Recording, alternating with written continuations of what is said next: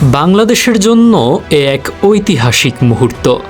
ফুটবলের তীর্থস্থান সুইজারল্যান্ডের জুরিখে ফিফা জাদুঘরে এবার শোভা পেয়েছে তারকা ফুটবলার হামজা চৌধুরীর জার্সি।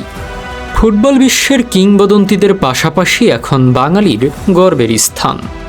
অবাক করা বিষয় হচ্ছে, ফুটবলের এত বড় বাজার হওয়ার পরও এই বিশেষ প্রদর্শনীতে প্রতিবেশী ভারতের কারো জার্সির এখনও জায়গা হয়নি। ভারতকে পেছনে ফেলে এই অনন্য অর্জন বাংলাদেশের ফুটবলের জন্য বিশাল এক মাইলফলক। বিশ্বকাপের প্রথম আসর থেকে শুরু করে বিভিন্ন দেশের আইকনিক সব জার্সির পাশে বাংলাদেশের এই উপস্থিতি সবার জন্যই চরম আবেগের। জাতীয় দলের জার্সি প্রস্তুতকারক প্রতিষ্ঠান দৌড় সামাজিক যোগাযোগ মাধ্যমে এই আনন্দের খবরটি নিশ্চিত করেছে। তারা গর্বের সাথে জানিয়েছে, লাল সবুজের এই জার্সি এবার ফিফার কিংবদন্তির দেওয়ালে স্থান করে নিয়েছে। নিশ্চিতভাবেই ভারতের কারো জার্সি এমন সম্মান পেলে তাদের ফুটবল পেজগুলো উদযাপনে মেতে উঠত।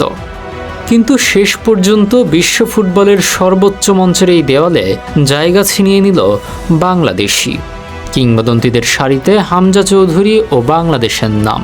বাংলাদেশের ফুটবলকে এ অর্জন নিয়ে গেল নতুন এক উচ্চতায়।